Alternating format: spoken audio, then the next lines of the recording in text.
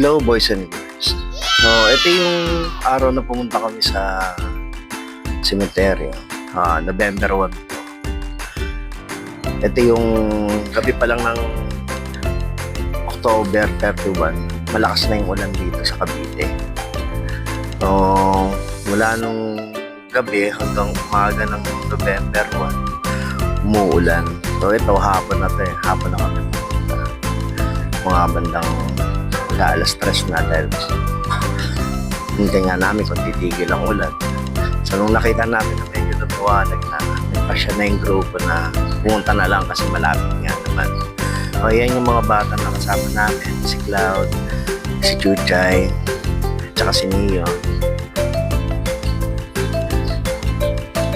Ayan, si Neo, lumapit sa papa niya. O habang naglalakad nga kami, nagkantuan kami na kapag ganitong panahon talaga hindi pwedeng hindi umuulan. So dahil first time namin pumunta ng cemetery dito, ngayon pa lang namin may experience at may encounter kung ano bang sitwasyon kapag November 1. So syempre expected na namin na maputik ang lugar.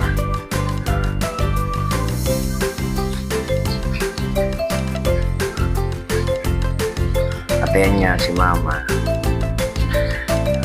naglalakad.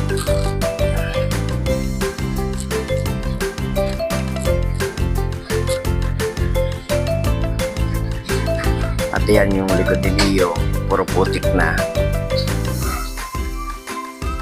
So maraming sasakyan sa loob, maraming motor, ay mga 4 wheels, e-bike. So paunahan sa parking to. Palagay ko umaga pa lang yan na yung mga yan. Sila yung sumagasa sa malakas na ulan umaga pa lang. At dito pagpasok na namin yan, merong tubig na stock. Nakaharang yung mga motor. So hindi pa ganun ka-organize yung cemetery dahil nga itong cemetery na to balis bago lang din. Ayan si manager. Laki ng payo. So pagbungad nga namin dito, nakita namin na ang daming merong naglagay ng tent. So makikita yan naman sa mga unang vlog namin kung pumapasyal kami rito. Talagang maluwag. Pero ngayon, ang daming tent. So shoutout nga pala sa mga naglagay ng tent na halos sakupin na lang yung gitna ng kalsada na makipot na nga tapos hinaharang pa yung paanong tent. So nagkakapa siya ng traffic. Ayan, dahil sa masyadong malaking tent nila, sinakop na yung kalsada. Dito talaga napakaputik. Halos lahat kami nadulas dahil maputik. Tapos itong isang tent na to talagang binalaan rin niya sa gitna yung paso. Halos wala rin makadaan dahil halos sila nandun sa maliit na pathway umupo. So ito, nakarating na kami doon sa punto ni Papa Sep. At ayan, napakaputik. Talagang maputik siya. So pumunta nga ako dito sa may bandang likod dahil walang makadaan. So ayan si manager, nahanap yung kandila kung nasaan.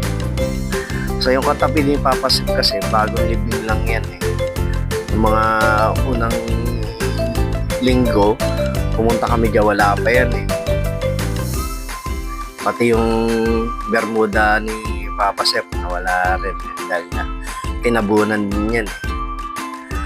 So ayan ang sitwasyon sa may cemetery.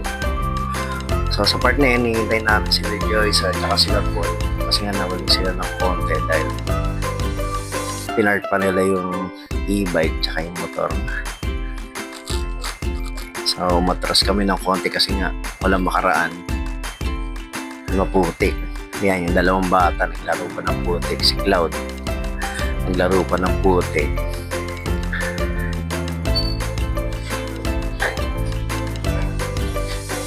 Ito si Nigel, puro putik na ang sinelas niyan eh.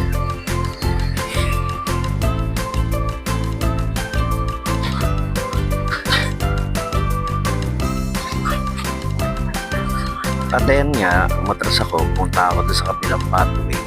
Kasi nga lumulubog ako doon sa may lupa. Ayan si Cloud. Nagugas ng kamay. So, hindi pa alam ni manager kung paano setup ang gagawin niya. So, nilinis nila yung lapid na yan ni Papas.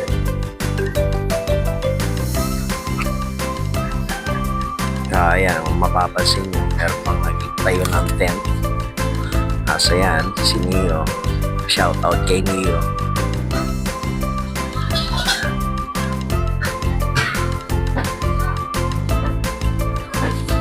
Maraming bata sa may cemetery kasi hindi pa naglatag din sila ng mga sapin nila. May iba pa nga na naglagay ng camping tent doon sa may batang likod ni manager. Ayan, putik na yung pa nila. Si Chuchay hindi makalakad na maayos dahil nga lumulubog nga doon sa lupa. So dyan wala pang nakalibing dyan. Tapos si Nigel nagpupunas ng paa sa damuhan. Kung mapapansin niya doon medyo maluwag pa. Ayan, may mga sasakyan pa doon sa dulo. Ayan si Neo kumuha ng upuan niya. Tapos si Cloud nangungulit. So sa part na yun, hinihintay namin sila Joyce tsaka si Paul.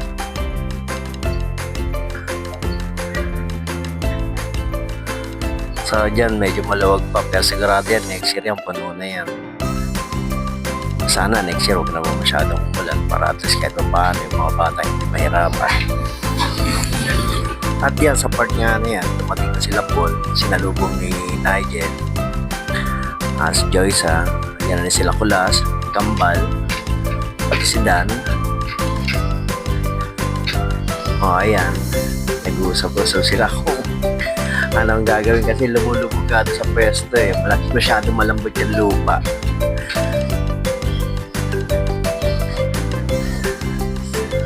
Nag-uusap-usap kung gagawin kung diyan ba magdadasal o sa bahay na lang kasi nga wala nga mapwestuhan, nalubog tapos hindi makagalaw talagang maputik. Iba yung putik kasi niya yung putik niya hindi yung putik na yung putik niya talagang pumatagal ka nakatayo, lulubog ka talaga dahil masyado malambot yung lupa.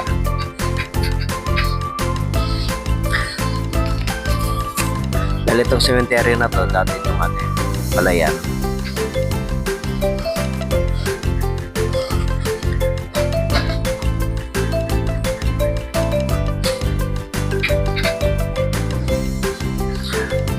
So dyan, nakapagtirik na sila ng kandila dyan. Ayan. Kahit na medyo pahapon na yung araw, nakatuto kasi.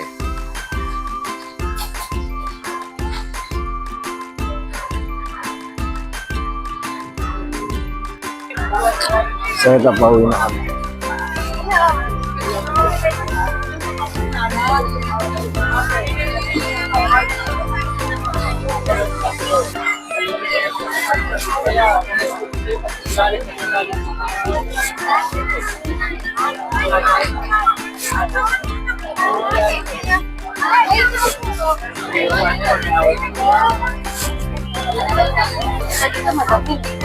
Oo, gumanda yung lab.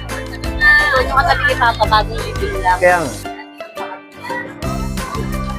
Wala din. Oo.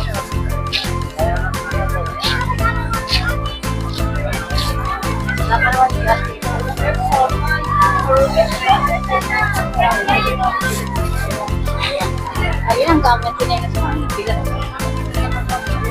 Ayan. Puro putik yung paa niya.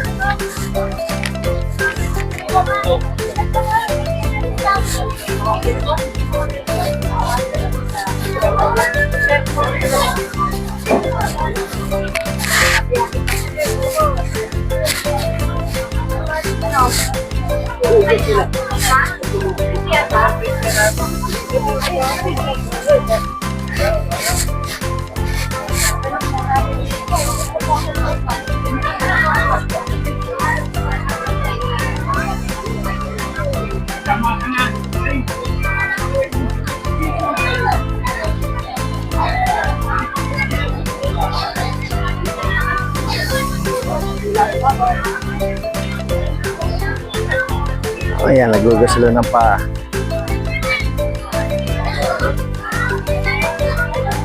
Kano yan, 20? 20 kada isang para sa paa?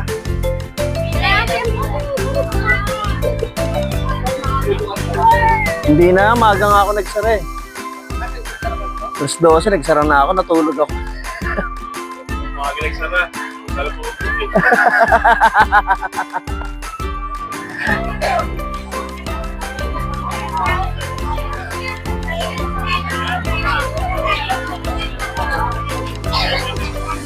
Oh, next.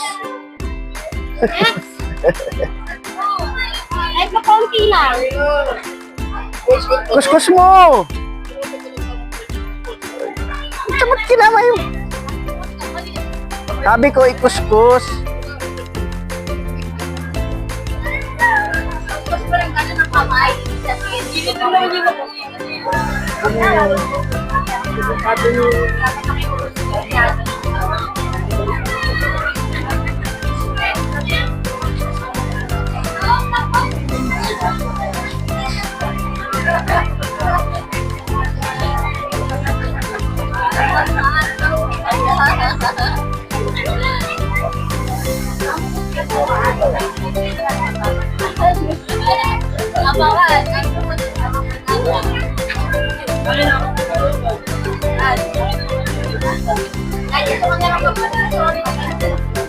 Gina, okay na yan.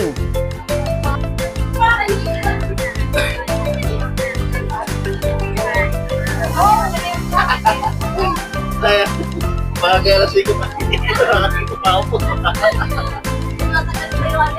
Sama na tingin ni Neo sa'yo.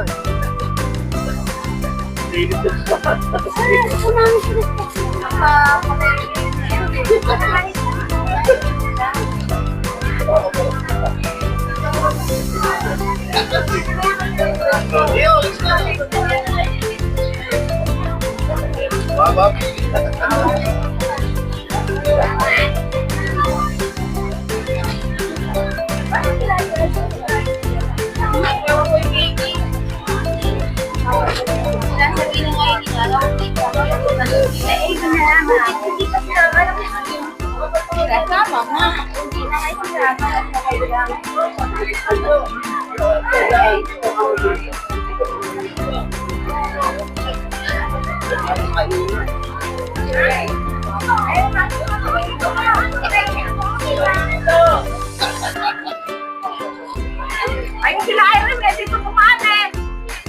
Irene! Ay, tsaka ako kayo kumakakaya. Kuya! Cellphone ko.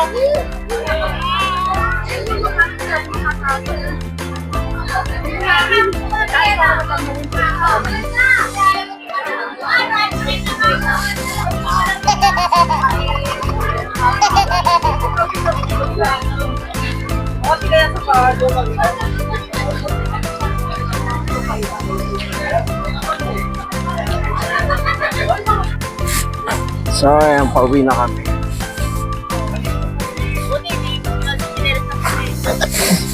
Alam ko na mangyayari kaya di sinuot yun. Pauwi na kami. Maputik, grabe. Pero buti nakapunta pa. So, ayan. Ang daming tao. Ito yung mga musileo.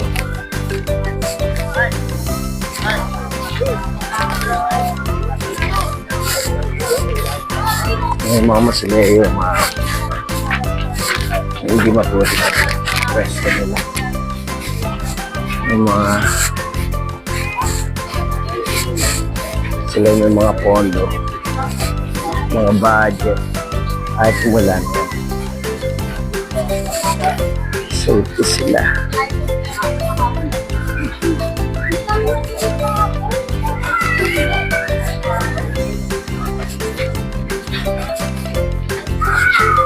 So, yan ang araw ngayon dito sa cemetery.